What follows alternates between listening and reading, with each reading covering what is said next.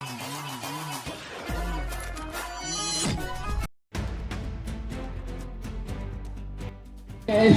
सुकाम आसन या महाराष्ट्राचे योग करायला पाहिजे, फार मोठे आसनं करायला पाहिजे. याच्यातल्या भानगडीत डोळे बंद करून बसणे. माणसाने कसं जगावं या आम्हा सर्वांना शिकवणारे राजे छत्रपती शिवाजी महाराज शेवटच्या क्षणापर्यंत मूर्तीला देखील झुंज देऊन मूर्तीला नमन करून देणारे, मूर्तीला देऊ मूर्तीला सुद्धा घाम फोडणारे, त्याला सुद्धा भीती वाटवून देणारे असे आमचे धर्मवीर राजे संभाजी महाराज, भारतरत्न डॉक्टर बाबासाहेब आंबेडकर याला म्हणायचं आसन सिद्ध अखंड सर्व महात्मांना माझा नमन. आणि या जगामध्ये कचरा बाहेर पडतो. जर कलाकार नसता तर देव देवतांचा देखील ओळख झाली नसती हे आपल्या सर्वांना माहीत असेलच. आपल्या डेव्हलपमेंट जेवढी लोक म्हणतात की आम्ही देव देवतांचा आम्ही उपासना करत असतो, हो करायलाच पाहिजे, प्रत्येकाचा तो हक्क आहे. परंतु आजच्या काळामध्ये आपल्या सर्वांकडे मोबाईल आहेत, सर्व त्या ठिकाणी इलेक्ट्रॉनिक वस्तू आहेत. आपल्याला आयुष्यभर मानायच्या क्षणापर्यंत आपली पिढीनं त्याने आठवणी लावल्या असं आपण त्या ठिकाणी मोबाईलमध्ये व्हिडिओ काढतो, फोटो काढतो. परंतु मायबाप हो, आजच्या 1000 वर्षापूर्वी 400 वर्षापूर्वी आपण विचार केला तर त्यावेळेला कोणताही कॅमेरा नव्हता, कोणताही फोटो नव्हता. परंतु या आम्हा तुम्हा सारखे तरी कलाकाराने विचार केला, एवढा विचार केला की स्वतःचा रक्ताचा थेंब आपल्या विचारातून, आपल्या रक्तातून त्या निर्जूक पेपरला सजीव करणारा हा फक्त एक देव बाप या सृष्टीमध्ये जन्माला आला, तो म्हणजे कलाकार. अरे दगडा देखील त्याने जन्माला हात केला तेव्हा तो म्हणजे कलाकार आहे. अहो जन्मताच मनुष्य गाणं मात्र उद्गारणी आहे, जन्मताच मनुष्य कायम आहे. त्याला व्याख्या देखील येते, त्याला भाषा येत नाही, त्याला जात धर्म माहित नसते. तर आपण त्या ठिकाणी आई बापा आणि ज्येष्ठ श्रेष्ठ हे फक्त फोटोच्या माध्यमानं अक्षराची ओळख करतात, देव देवतांची ओळख करून देतात. ते फक्त कलाकारांमुळे. आणि कलाकार जर एवढा श्रेष्ठ असतो तर आपण सर्वजण आज करण्याची किंवा काहीतरी भीक मारण्याची काय हवी, अशी प्रश्नाची काय हवी, हे लाजरवाण्याची गोष्ट आहे, शोकांकित आहे आपल्याला. आजच्या आपण जेवढे लहानपणी होतो जेवढे या देशाचे महामंत्री झाले असतील, उद्योगमंत्री झाले असतील, हे देखील मराठी माध्यमाच्या शाळेत शिकलेले आहे आणि तेव्हा कुठे आज मोठमोठ्या पदावर पोहोचले आहेत. परंतु लहानपणी जन्माला आल्यानंतर त्यांनी विचार नाही केला की या मराठी शाळेमध्ये पहिला आपल्याला गोल शिकवला गेला, काना मात्रा उकार शिकवला नाही. पहिले आपल्या निर्भय रेषा शिकवल्या, वगैरे तिथे रेषा शिकवल्या, ढोबळ आकार शिकवला. म्हणजे आपल्याला रेषांच्या माध्यमातून आपल्यासाठी विविध कला शिकवण्यात आली आणि कलेतून आपल्याला अक्षराची ओळख झाली. तेव्हा पुढे शिक्षणाचा जन्म झाला. सर्वांना त्या ठिकाणी भाषा अवगत नव्हती. कला एवढी श्रेष्ठ आली आहे की तिने देवाचा एक अंग आहे, एक अमृताचा अंग आहे, देव देवतांचा अंग आहे. कलामध्ये एवढं सामर्थ्य शक्ती आहे की तो शौर्य त्यांनी इतिहास जागृत केलेला आहे. आजचा काही आता 400 वर्षापूर्वीची गोष्ट आहे. छत्रपती शिवाजी महाराजांचा कारभारा, या इतिहास बघा, रामायण बघा, महाभारत बघा, या सर्वांचा घडणारा कोण, या माय बावली म्हणजे कलाकार. कलाकार एवढा श्रेष्ठ आहे, परंतु आज ही कला पुढे उदयास येत नाहीये, तिला त्याने पाठबळ मिळत नाहीये का? अहो आजच्या इतिहासाचं जर आपण बघितलं, द्रविडशैली, नागरशैली, अशोका स्तंभ, दाढीवाला पुरुष, नर्तिका, या सर्व तो इतिहास जर बघितला त्या काळामध्ये ठिकाणी राजाश्रय कलाकारांना मिळाला. म्हणून या देशामध्ये, जगामध्ये या धरतीवरती कला जन्माला आली. म्हणून आपण अजेंडा हे केले. हे कुठून आलं? कलाकारांमध्ये रक्तामध्ये सरसर सह्याद्रीचा लाटा असतात, समुद्राचा लाटा असतात, तो पीक पाडणार आहे. रक्तामध्ये त्याच्या खंडामध्ये ते कलाकारांच्या रक्त सरसर करतात. परंतु जर लहान लेकराला, समाजाला जर सर्वांगीण विकास हवा असेल, तर सर्वांगीण विकास हवा असेल, देशाची प्रगती हवी असेल, मुले चांगलं शिकलं पाहिजे असेल, तर कला ही वाचली पाहिजे. जर कला वाचली नाही तर येणारा काळ सर्वांगीण विकास फक्त पेपरावर राहणार आहे. सत्यता आणि वास्तवात ही वेगळी होणार आहे. आजचे मुलं त्यांना अभ्यास करिअर शिकता येत नाही, कारण की पुस्तकात चित्र भेटत नाही म्हणून मुलं हातात पुस्तक येत नाही. हो, आता पेपर मॅगझिन मध्ये जर चित्र दिसलं नाही तर कोणीही अक्षर वाचत नाही. दुकानावर देखील जाताना मोठमोठे बोर्ड असतात, पण त्या बोर्डाचं चित्र नसेल तर कोणी दुकानाची जमाना कोणी आणलं, कोणी कंच फाटली, या ड्रेस वरती रंगांची छटा कोणी आणली, कलाकारांनी. अरे माणसाची निर्मिती कोणी केली, देवांनी केली असेल, पण घडवला आकार हे कलाकारांनी.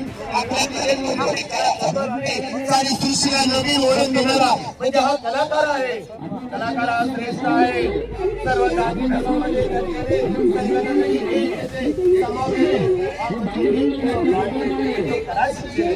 कला शिक्षण नव्हे, पण ती कला संत कला आहे. तुमची वादन असेल, गायन असेल, शिल्पकला आहे, कला आहे. आम्ही वादन देखील आहे, परंतु या कलेच्या माध्यमानं शाळेमध्ये मुलं डिप्रेशनवर जात आहे. मुलांना व्यवस्थित वाचता येते, 7वी 8वी जातात, इंग्लिश माध्यमामध्ये शिकत असते, पण अक्षराची ओळख येत नाही. पण 8वीच्या कायद्या अंतर्गत फक्त पास केले जात आहे. परंतु त्या मुलांना तुम्ही कलाच्या माध्यमातून जवळ घेतलं दादा, हो ते सहज त्या ठिकाणी अक्षराची ओळख करतात. पुस्तक त्यांना वाचता येतं, 12 खडी येते, इंग्लिश देखील वाचता येतं. हे कसं?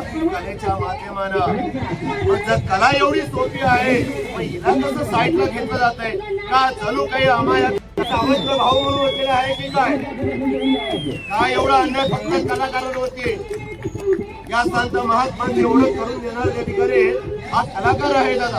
अरे मूर्ती घडवली कलाकाराने, चित्र घडवले चित्रकाराने.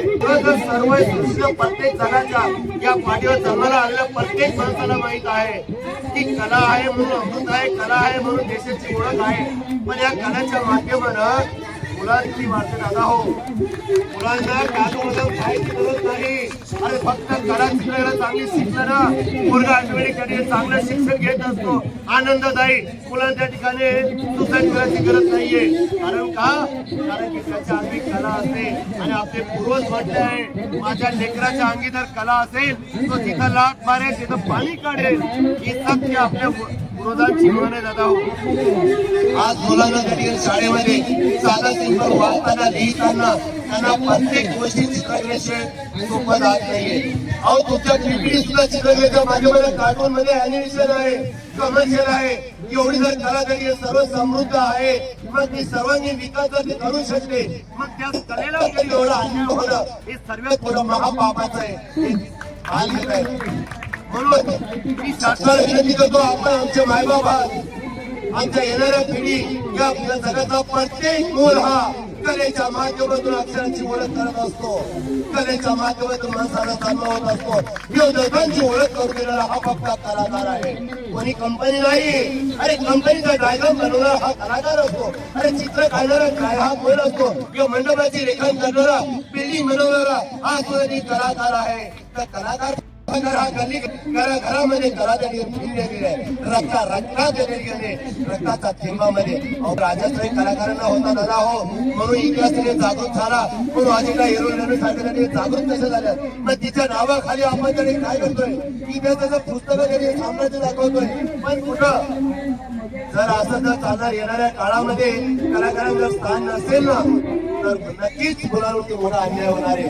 डिप्रेशन मध्ये मुलं जाते, त्यांना शिक्षणाची ओळख होणार नाही, शिक्षणाची ओढी लागणार नाही, शिक्षणाची गोडी लागणार नाही. जर शिक्षणाची ओढी आणि गोडी लागली नाही तर मूल कसं शिक्षण होईल? मुलाचा सर्वांगीण विकास कसा होईल? देश कसा चालेल? देशामध्ये प्रपंच कसा चालेल? देशामध्ये जर आपल्याला प्रगती करायची असेल या 4 भिन्नमध्ये देशामध्ये जायचं असेल तर आपण तरी कला ही जोपासली पाहिजे. म्हणून कला जोपासण्यासाठी आपल्या सर्वांना सांगतो मी, या कलेमध्ये लहान मुलगा असो, मोठा असो, म्हातारा ज्येष्ठ श्रेष्ठ असतो, प्रत्येकाच्या अंगी वेगवेगळ्या प्रकारच्या कला आहेत आणि त्या कलेतून वेगवेगळी कला ही जन्माला घेत असते. साधारण तुम्हाला सांगतो मी, आणि कला शिक्षकाची गोष्ट करतो प्रथम म्हणजे, कारण कला शिक्षकासाठी आपण त्या ठिकाणी क्रायटेरिया करून दिलेले आहे की त्याने फाउंडेशन करावं, त्याने एटीडी करावं, त्याने सीटीसी करावं, त्याने जीडीएड करावं, त्याने कमर्शियल करावं, त्याने टेक्सटाईल करावं, त्याने बीएड करावं, त्याने डीपीएड करावं, एमए करावं. विविध प्रकारच्या एवढ्या तुम्ही डिग्री डिप्लोमास काढलेल्या आहेत.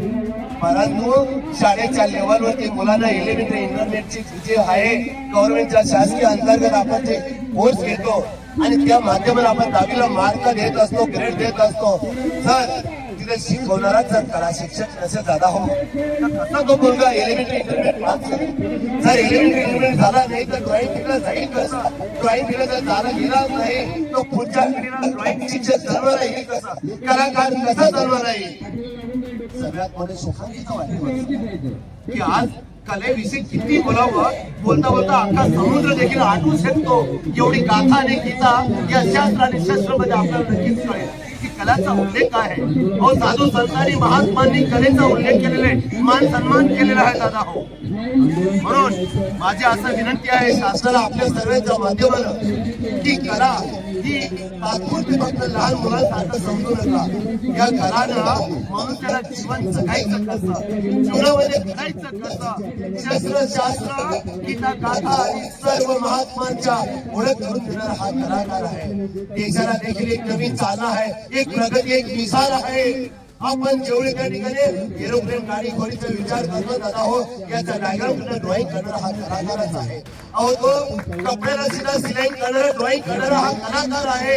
जमिनीमध्ये नक्षा घालणारा, देश विदेशामध्ये नक्षा करणारा हा कलाकार आहे. छत्रपती शिवाजी महाराजांच्या काळामध्ये संभाजी राजे ज्या वेळेला आपल्या वडिलांसोबत जाणार होते दिग्विजयला, दक्षिण दिग्विजय जात असताना त्यांनी जाण्याच्या आधी स्वतःच्या ड्रॉइंग काढली होती दादा हो.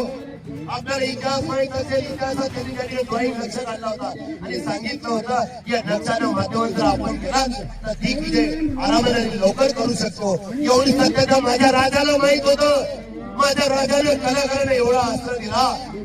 माय बाप हो, आपण सरकार आहात, आमचे माय आहेत, आमचे बाप आहेत, आमच्यासाठी देव आहे. आम्ही आपले लेकर आहोत. आमचा हक्क आहे आपल्या समोर रडणं, आमचा हक्क आहे आपल्या समोर तरी पाय पसरवणं, आमचा हक्क आहे आपल्याकडे मागणं. म्हणून आपल्याकडे विनंती आहे की कलाकाराचा त्या ठिकाणी पदर खाली सोडू नका.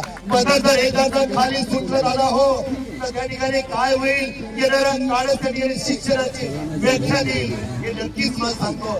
म्हणून आपल्या सर्वांची निरोप घेतो. मी संदीप पाटील, मी विनंती करतो कळकळीची की कलाकाराची व्यथा आणि व्याख्या समजून घ्या. कारण की कलेच्या माध्यमानं मनुष्याला जर त्याच्या अंगी कला असेल तर मनुष्य सुसाईड करणार नाही. त्याला नोकरी नाही भेटली ना तरी तो सुसाईड करणार नाही. कारण कला ही जगाला जीवन लावत असते. मला एक सांगतो मी, प्रत्येक क्षेत्रातील प्रत्येक घरातले मुलगा हा डॉक्टर इंजिनियर होऊ शकत नाही. कारण कधी पैशाचा अभावी तर कधी काही काळानुसार, कधी त्या ठिकाणी जाती धर्माच्या नावावर, कधी कास्टच्या नावावरती, कधी काही टक्केवारीच्या नावावर त्याला ऍडमिशन मिळत नाही. परंतु तोच व्यक्ती जर कलेच्या माध्यमातून जर केला तर दादा तो मुलगा आपला स्वतःचं साम्राज्य उभा करू शकतो. ही कलेमध्ये ताकद आहे. अहो आताच आपल्या दरवर्षी विविध प्रकारच्या ट्रेनिंग होतात. त्या ट्रेनिंग मध्ये सांगितलं जातं की मुलांना हसत खेळत शिक्षणाचे धडे केले पाहिजे. आनंद शनिवार असावा, आनंदाचा तरी शिक्षण असावा. परंतु तो आनंद देण्यासाठी कलाकार जर नसेल, अहो कलाकार मध्ये एक आत्मा आहे. तो आत्मा असा आहे जिथं घुसतो तिथं जीवात गेल्याशिवाय राहत नाही. असं कलाकारामध्ये पॉवर आहे. आणि प्रत्येक कलाकार हा आपल्या घरामध्ये, घराच्या बाहेर असतो, शाळेत असतो, जिथं कोणी नाही तिथं कला शिक्षक असतो, जिथं कोणी नाही तिथं कलाकार घुसत असतो. आणि तिथं गेल्याचा प्रामाणिक आणि नित्य नेमाने तो काम आणि कष्ट करून येतो. अहो त्याला मुख्याध्यापकाची मिटिंगला पाठवा, राजी होतो. पीटी शिक्षकाची मिटिंग असेल तयार असतो, सायन्सची ट्रेनिंग असतो तयार असतो, कोर्टाची ट्रेनिंग असेल, मुलांचं ऍडमिशन असेल, जाती असेल, कोणतं इलेक्शनचं काम असेल तर सर्व प्रकार शाळेतलं नोकरी मधून ते कला शिक्षण दिलं जातं. मग मला सांगा कला शिक्षक कुठे कमी पडतो हो? जर कला शिक्षक कमी पडत नाही, कला शिक्षण एवढे कमी दिलं जातं तरी तो तक्रार करत नाही. कारण तो म्हणतो नाही मी कलाकार आहे, मी नक्कीच तरी हे काम चांगलं करू शकतो. म्हणून माझा मायबाप शेतकरी नाही, माझा मायबाप हा गव्हर्नमेंट समजतो, शासनाला समजतो, शाळेला समजतो. म्हणून तो आनंदाने ते काम स्वीकारतो. अरे जन्म देता मायबापाला विसरतो पण पहिले शासनाला तो मायबाप स्वीकारतो. पण परंतु मायबाप हो जर जन्म देता आमच्या मायबापाने आम्हाला जन्म दिला आणि आम्हाला सांभाळ करणारा आम्हाला जर कधी आश्रय जर नसेल तर कशी येणाऱ्या काळामध्ये कलाही आपल्याला दिसेल हो. म्हणून कला ही लहान मुलापासून तर मोठ्यांपासून तर सगळ्यांपासून तर कला ही संपत नसते. तिला फुल स्टॉपच नाहीये. कला ही कुठेही स्टॉप होत नाही. अखंड अमृताचा ध्येय आहे. म्हणून मी म्हणतो दुनिया में कितनी कला है, मेरी कला कितनी कम है, लोगों की कला देखूं तो मैं अपनी कला भूल गया. मित्रो, इथं जे बसलेले आहे गाव खेळत आलेलं आहे. हा अख्खा जडियाने खरंच जडियाने हे कलाकारांची नसा नसामध्ये सडसड रक्त आहे. म्हणून एवढा वेळ आपले अरे उपाशी पुढे खरंदार संसार सोडला त्याने कशासाठी?